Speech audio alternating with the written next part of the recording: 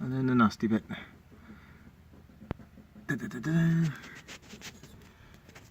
Shafted.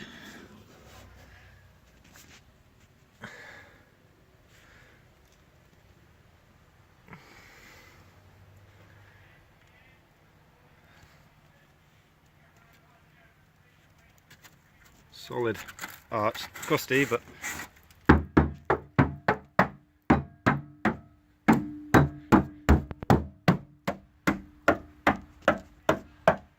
solid. New sills to go in. Ta-da.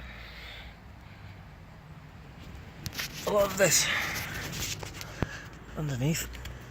It's been like some coating over the paint, so it's got damp and looks awful.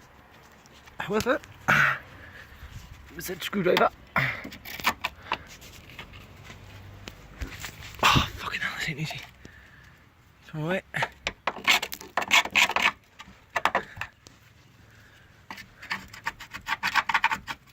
That's what happens when you use shitty underseal over a fire pit. You end up with this. However, it might not look it, but that is clean metal. Which this will all be. I like this bung here. It's a good idea. Solid, it'll all shot blast up nicely. See, it's got original blue underneath and some mong. This is a bit to do with it, as you do. That's the passenger side. This is possibly the worst area to look at. It's by the fuel tank. The holes there is just for the seam sealer.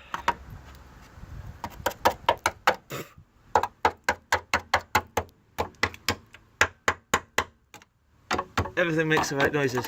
And here's going to be fun. However, can't be that bad. At the back end, we'll need 2 new panels around here. But you'll find one of them off of Scrappy. Overall,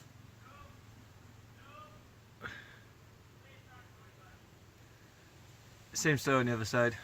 Looks bad. There's horrible coating over the top. You get in and about there, and it's not bad at all. So